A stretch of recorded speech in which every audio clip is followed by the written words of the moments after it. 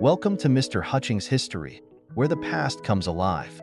Let's dive into today's story. And welcome again to Mr. Hutchings History. I'm Mr. Hutchings, and we're still on the feminist topic in the podcast. And today I kind of want to address the question, to what extent did the government grant equality to feminists in Canada and the United States, with a particular look towards divorce and reproductive rights?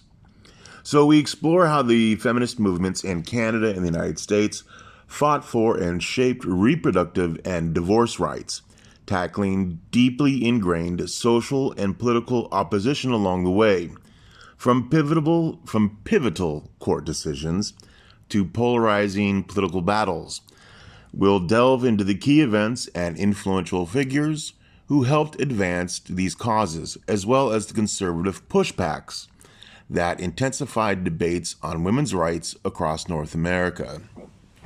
So join me and grab a cup of coffee or some tea, and at least try to tolerate about 30 minutes or so of my approach to this topic.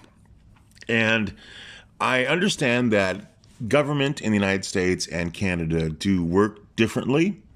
And so I'll try to approach them both on their own merits and give a balanced account of how government was an instrument for feminism in Canada and how government was also an instrument for feminism in the United States. So I'll begin with Canada's approach to divorce and reproductive rights. In Canada, the women's liberation movement of the 1960s and 70s highlighted critical issues surrounding women's bodily autonomy and family law reform. The introduction of the birth control in 1961 offered many Canadian women control over family planning for the first time, a breakthrough that aligned with feminist demands for greater autonomy over their own reproductive choices. Divorce laws, which had been highly restrictive, also began to shift. In 1969, Canada reformed its divorce laws, allowing for no-fault divorce on grounds such as irreconcilable differences or living separately for a minimum of 3 years. And for those of my audience who are unfamiliar with no-fault divorce, a no-fault divorce generally is when a married couple or one partner of the marriage can file for divorce. And the claim of no fault is simply their statement, their legal claim that no one is to blame. There wasn't infidelity, there wasn't abuse. It's simply that one partner of the marriage no longer wants to be in this contract. And this, for many years, would not have been grounds for a judge to grant a divorce. A divorce would have had some sort of compelling reason to break up the marriage, such as abuse or infidelity. A no fault is a new concept that just agrees that if someone doesn't want to be in a marriage, they can simply just opt out. A no fault divorce, someone doesn't have to be guilty of anything. No one has to be a problem. Usually, no-fault divorces had minimal financial settlements, but I know that has changed greatly, particularly from province to province in Canada or state to state in the United States. No-fault divorces can come with financial obligations to make the partners whole or complete in some sort of legal definition. For example, in California, often famed for their 50-50 split, whatever exists in the married couple's assets when the man and woman divorce, it's a 50-50 split, most often. The contention comes with, and divorce is really difficult too, and it's just a painful experience for everybody I know that have gone through it, and for every account that I've really ever read. There's been very few non-negative reports, But, a young couple gets married and she stays home and she has domestic obligations. She raises the kids. She's the housewife. And then he will have a 20, 30-year career being successful in something. Then she feels neglected and wants a divorce, or he finds somebody else and wants a divorce. And then, say in California, the marital assets would be split in half. And one argument is she did earn these assets for years of loyal work, and that's the payment. And that's one example. And there's plenty of examples of types of divorces, but I think now in California, I'm no divorce expert. Someone can be married for 3 years or so and then still petition for that 50% divorce. And now what if someone marries and came into the marriage as someone who was financially robust, a millionaire or so, and someone wasn't? In 3 years, do they deserve that $500,000 or more? And, I don't have any opinion to put forth on this. I'm not a lawyer. I haven't experienced divorce firsthand myself, but I know it's, quite a quite sensitive issue for many people, and it draws lots of attention. Though not exactly the focus of this podcast, I'd like to bring one example of divorce, which is, I think, relevant or apropos at this time. American superstar, singer, and songwriter Barry Manilow, who began his music career, I believe, in the 1950s, but really took off in the 1960s and 70s and really into the 1980s. Barry Manilow was very famous for very many pop hits, which he sung himself or other people sang because he sold the songs. He wrote some very famous commercial jingles, which are a part of American culture. And he made tons of money and was one of the wealthiest celebrities in Hollywood. He married quite young, and he and his wife had no money at the time, and she supported him as he became some superstar. And I believe they married for 20, 30 years. I suppose I could look this up on the internet, but I was just too lazy to do this. I'm just doing this from memory. But they were married some decades and just decided for a divorce. I don't know who initiated it, but there was divorce. And he just went to her and offered her half. And without any lawyers, without anything, without contesting, without any fight, just offered her half. And kept the divorce out of the newspapers and kept the divorce from being a tabloid topic for Hollywood reporters and Hollywood muckrakers. And I do recall that someone had asked him in an interview, why did you do that? And his response was quite simple, that she deserved it for the years of support. And, if there is going to be a divorce, I suppose that is emotionally healthy or mature. But he was also of great wealth, and giving her half his money, he was quite comfortable too. This would probably be different if a man felt like he was barely making enough money for himself to, have a divorce. Can often put working men into bankruptcy. Well, I guess back onto the topic. A no-fault divorce is a changing concept where one partner can just file for a legal separation, and they don't have to have a reason for the divorce. It's just simply their independent right to no longer be married. And this change to no-fault divorces enabled women to leave marriages which they were unhappy in much more easily. And for women, this offered new avenues for personal freedom and safety, whether physical safety or emotional safety. So the no-fault divorce, did have a positive effect for those people who felt like they needed it.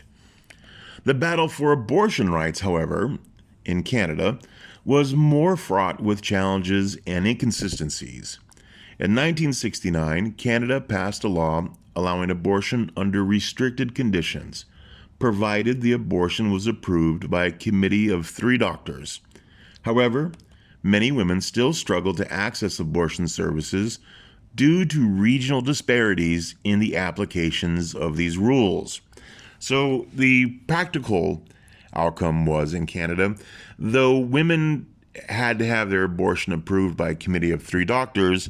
Exactly who these 3 doctors were and what their biases were towards abortion or what their thoughts were on abortion, you just didn't know. And some areas, some communities were more traditional or more conservative or more protective of the unborn, where, say, doctor committees in more liberal areas, particularly in big cities, would tend to be more prone to approve the abortions. So there was an abortion law nationwide in Canada. Its practical effect or its implementation varied greatly depending upon which region in Canada the woman was seeking the abortion. If she were seeking an abortion in an area that was largely traditional or conservative, accessing the abortion would be difficult because the 3 doctors wouldn't agree. In a more liberal area, the abortions were much easier to get because the 3 doctors simply were more likely to agree. So though Canada had nationwide abortion policy, its implementation was uneven and inconsistent throughout Canada, depending upon your location. So in Canada, the abortion issue reached a turning point in 1988 with the Canadian Supreme Court case R versus Morton. Let me see if I can say this right. R versus Morton Taylor. I think I got that. Morgan Taylor.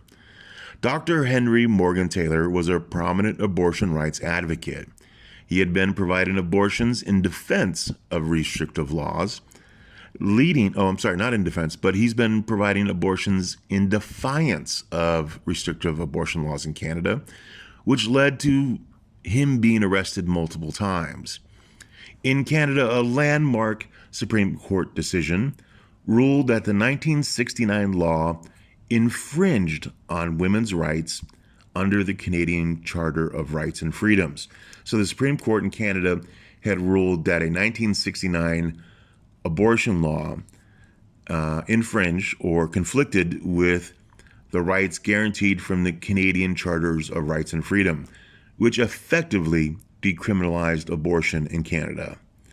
While the Supreme Court ruling represented a significant victory for Canadian feminists, opposition to abortion still remained strong. In 1990, the Canadian House of Commons attempted to recriminalize abortion or restrict it, but the bill was ultimately defeated by the Canadian Senate.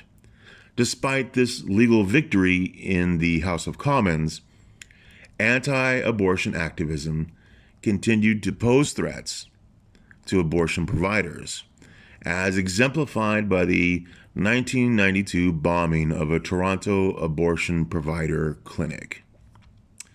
And in just about every location, abortion is going to be a contentious topic, and people will have strong beliefs on both sides. Moving to the United States, I'm going to focus on the Roe versus Wade case and the shifting landscape of reproductive rights. The fight for reproductive rights in the United States culminated in the landmark 1973 Supreme Court case Roe v. Wade, a ruling that transformed the nation's legal landscape.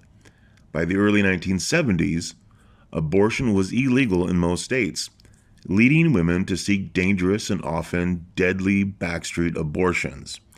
I don't have any specific data or evidence on it, and I know that these statements are often made. And of course, abortion advocates often will say that dangerous and deadly backstreet abortions were difficult to document because they're done in secret and because it's a criminal activity. And the only evidence that we have are people's testimonies of the experience. And I'm not an expert on this topic, either as abortion or abortion as a history, but I'm only familiar with one testimony of a woman who's had a backstreet abortion that we can reliably say happened, and I believe that was in Tulsa, Oklahoma during the Depression. Most stories are hearsays and conjectures, and I know that's difficult to hear for some people, but lacking strong primary evidence, this topic is usually brought up emotionally, and it's emotionally exciting and gets people on both sides quite stirred up, which seems to be its intention of bringing up these statements. But the fact that people believe or understand that deadly backstreet abortions are a possibility, even if not strongly a reality, is enough to cause concern on people on both sides of the issue. The National Abortion Rights Action League, often abbreviated to NARAL, N-A-R-A-L, was established in 1971, aiming to end these restrictive laws by lobbying state legislators one by one and setting up crisis centers to support victims of sexual violence and assault. The case of Roe v. Wade enters the feminist cause when a woman named Jane Roe, and Jane Roe was a pseudonym for a woman named Norma McCovney. And Jane Roe sought to terminate her pregnancy in Texas, where abortion was illegal, except to save the mother's life. Her lawyers argued that Texas's restrictive abortion laws violated her right to privacy, as established in the Supreme Court case Griswold versus Connecticut from 1965.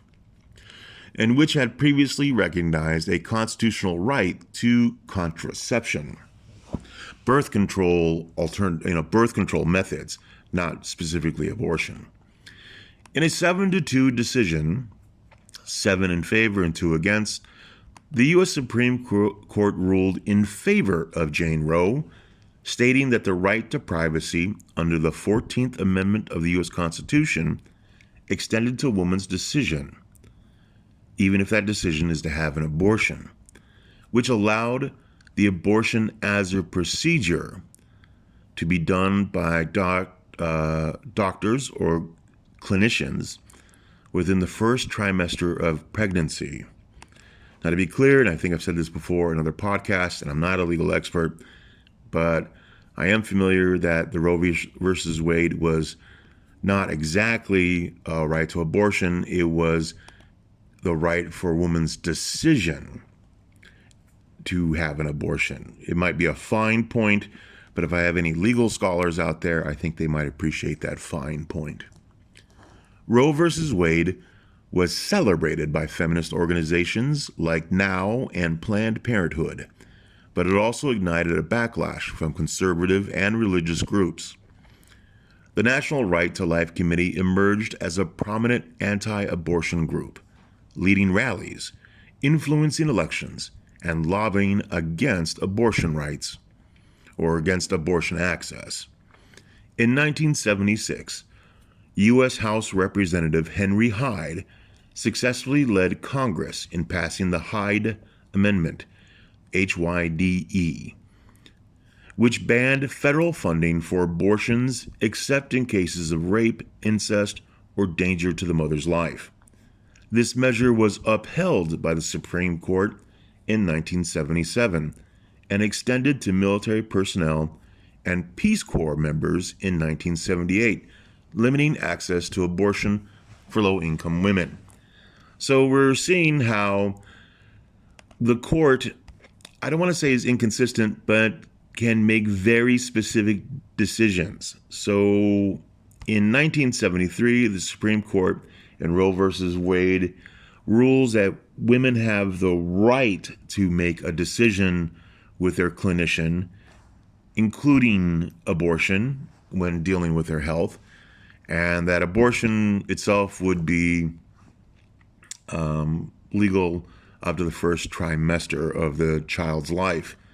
But then just a few years later, in 1977, the Supreme Court upholds the Hyde Amendment. And I want to my non-American listeners, and perhaps to my American listeners too, I'd like to point out that the U.S. Supreme Court themselves, when they make legal decisions, they are not policymakers, such as Congress is, or the Senate, the House of Representatives, or the President of the United States.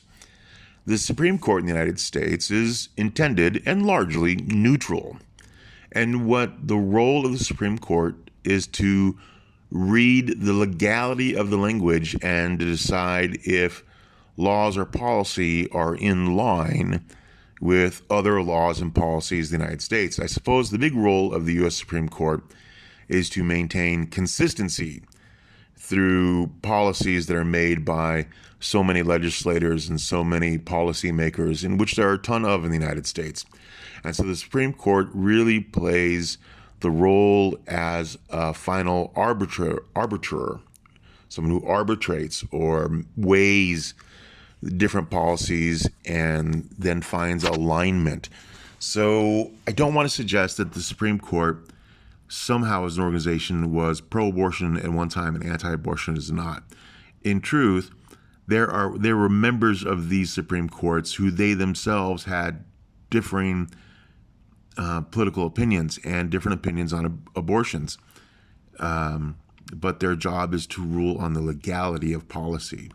For more interesting discussions on how the Supreme Court actually handled Roe v. Wade, if you make some searches for Justice Ruth Bader Ginsburg, she had some very interesting opinions and statements to make on Roe versus Wade. She herself was a self-identified Democrat and was a proponent of abortion access for women, but she, as a judge, did not like Roe versus Wade. She thought that the decision was sloppy and not particularly clear and prone and would lend to more legal fights in the future. And, she may have been right. Another view on Roe versus Wade, if you care, is offered by Supreme Court Justice Anton Scalia, who is passed now, just as Ruth Bader Ginsburg. And Scalia was very much against abortion under every circumstance, and didn't like the Roe versus Wade law either because he thought it was sloppy and also poorly written. But he also believes that any decision for abortion should come from the legislative house and not from the Supreme Court. Scalia thought that the Supreme Court shouldn't hear it at all. And if these are two interesting characters, Ruth Bader Ginsburg and Justice Scalia, in real life, they were the two of the best friends. And they are incredibly intelligent, well-read people who've had enormous impact on both American culture through their outspokenness and on American law through their rules. And they see the role of government and the role of the judiciary very differently. And yet these two were the best of friends and apparently enjoyed dinners, coffee with each other, and discussing really great ideas. And it's always kind of fun to know that these two people were actually dear friends in real life. If you learn more about Ruth Bader Ginsburg and Justice Scalia, I think you'll do yourself a great service. Okay, I'd like to move into some American presidents and a shift towards conservatism in the United States, which is going to happen in the 1980s. And we're going to start by focusing on President Reagan and Bush Sr., a new wave of conservatism that comes in the 1980s, which is going to be coupled with resistance to feminism in general. So the conservative shift in the 1980s epitomized the Reagan administration, and it brought significant challenges to the feminist movement. President Ronald Reagan, a staunch supporter of the nuclear family, husband, wife, and children at home, opposed federal funding for abortion and failed to pass a constitutional amendment banning the procedure. I mean, he really wanted to oppose it, and he wanted to get a constitutional amendment which would ban abortion, but that just failed. But he was pushing for it. Although the amendment never materialized, never passed, Reagan's policies and judicial appointments reflected his administration's conservative stance. He nominated Justice Robert Bork to the Supreme Court in 1987, a judge known for opposing women's rights and reproductive freedoms. Justice Bork's nomination was met with fierce resistance from feminist groups, civil rights organizations, and the NAACP, ultimately resulting in his rejection by the U.S. Senate in an historic 58-42 vote. The goal was to have Justice Bork join the Supreme Court. That was Reagan's nomination, and Bork was not able to be approved by the U.S. Senate simply because of his stance on feminist issues. But Reagan's stance emboldened anti-abortion activists who formed groups like Operation Rescue in 1988, which organized sit-ins at abortion clinics across the country. While most protesters used nonviolent tactics, a small extremist faction did resort to violence, and this included bombing clinics and even killing abortion doctors. This period in the 1980s underscored the intense polarization around reproductive rights in the United States, as conservative forces sought to restrict abortion access through legislative, judicial, and social pressure. The conservative push continued under President George H.W. Bush Sr., who shifted from a previously pro-choice stance to an anti-abortion position during his 1988 presidential campaign. Bush's policies reflected this shift. He forbade doctors in federally funded clinics from discussing abortion with patients, and he cut funding to international organizations that promoted contraception and abortion access in poor countries. In 1989, the U.S. Supreme Court case Webster v. Reproductive Health Services upheld a Missouri law restricting the use of public facilities for abortion, a ruling that further limited access to reproductive health care. And with public facilities, what I'm referring to is public hospitals, that in Missouri law, you could get an abortion, but you had to go to a completely private clinic. You couldn't go to a publicly funded clinic. Public dollars were not to be used for the abortion procedure at all in Missouri. And the U.S. Supreme Court upheld that. And, for Missouri's defense, I guess it's their money. They can spend it the way they like. But I know that answer won't make everybody happy. So moving to President Clinton, he brought a shift in the political climate in the United States. The election of Bill Clinton in 1992 signaled a shift back towards supporting reproductive rights.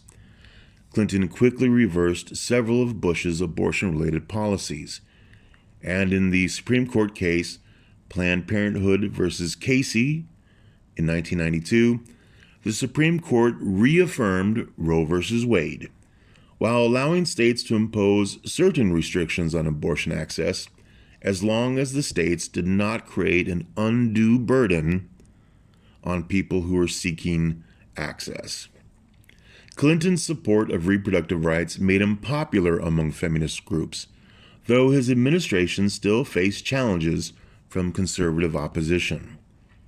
The issue of abortion remained divisive throughout the 1990s, with tragic events in the United States, such as the 1993 murder of Dr. David Gunn, an abortion provider who was killed by an anti-abortion extremist. The era underscored the continuing tensions around reproductive rights in the United States and illustrated that while legal victories had been achieved, societal acceptance of these rights remained deeply contested. So at this moment, I'm just going to pause a little bit and kind of think.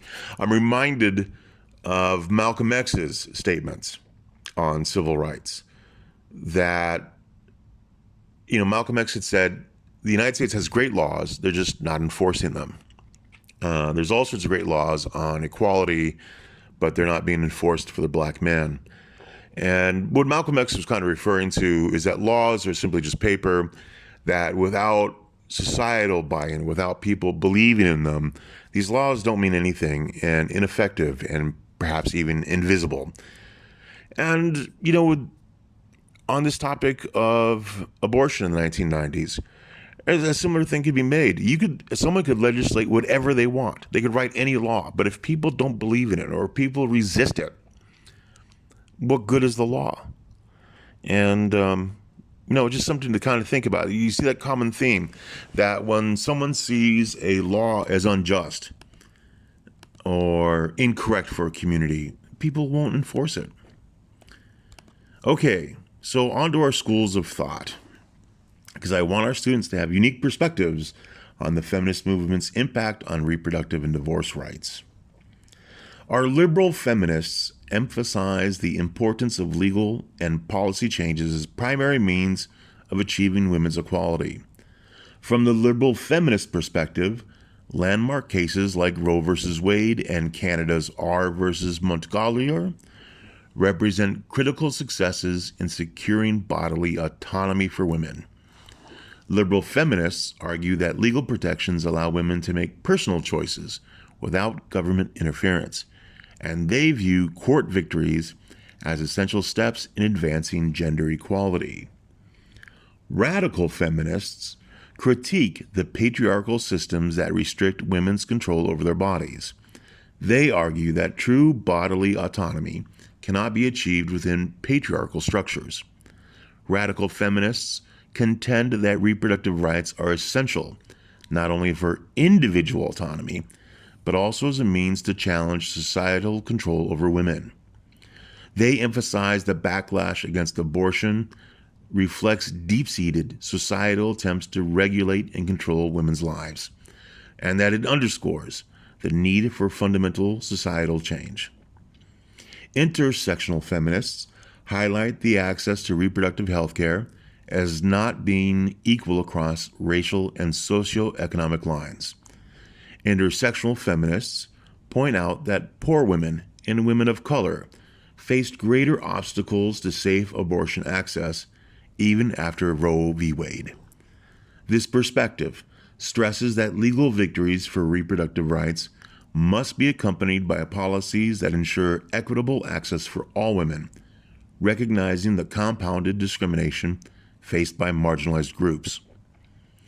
Legal realists focus on judicial decisions and societal influences and how they intersect, that they shape the practical impact of legal rulings. From the legal realist perspective, cases like Roe v. Wade are seen not just as legal victories, but as reflections of social movements and political pressure. Legal realists would note that despite the judicial backing of abortion rights, regional disparities and legislative restrictions have limited the accessibility of these rights, pointing to the need for ongoing advocacy.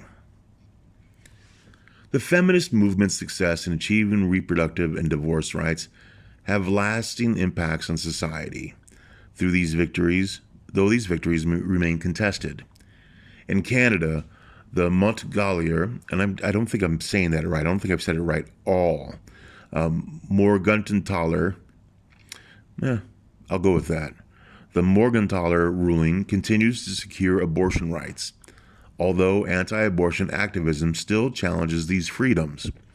In the United States, Roe v. Wade still stands as a cornerstone of reproductive rights, though subsequent court cases and state laws have limited its reach. In both countries, reproductive rights remain a focal point of feminist advocacy, underscoring that while legal gains have been made, societal acceptance and implementation are ongoing struggles. The legacies of these battles continue to shape public debates, illustrating the complexity of achieving lasting change in matters of bodily autonomy. Well, that's been a lot today, and I hope I'm getting better at these podcasts. Thank you for joining me today on this episode of Mr. Hutchings History. I hope this exploration of feminist struggles for divorce and reproductive rights in Canada and the United States has provided insight into the legal and societal forces that continue to shape these essential freedoms as feminist activists know them. Stay tuned to this podcast as we dive further into transformative moments in history. And before you go, can you please go to my channel and give me maximum stars for the effort that I put in because you enjoy this so much. Subscribe so you can get updates on these podcast channels as I do them. I don't have a schedule of when I do them. I like to do them very frequently, certainly when I have time. And I enjoy the interaction. So leave a comment. And if you have suggestions, let me know. Have a good day. Thanks for listening to Mr. Hutchings History. Keep exploring, and we'll see you next time.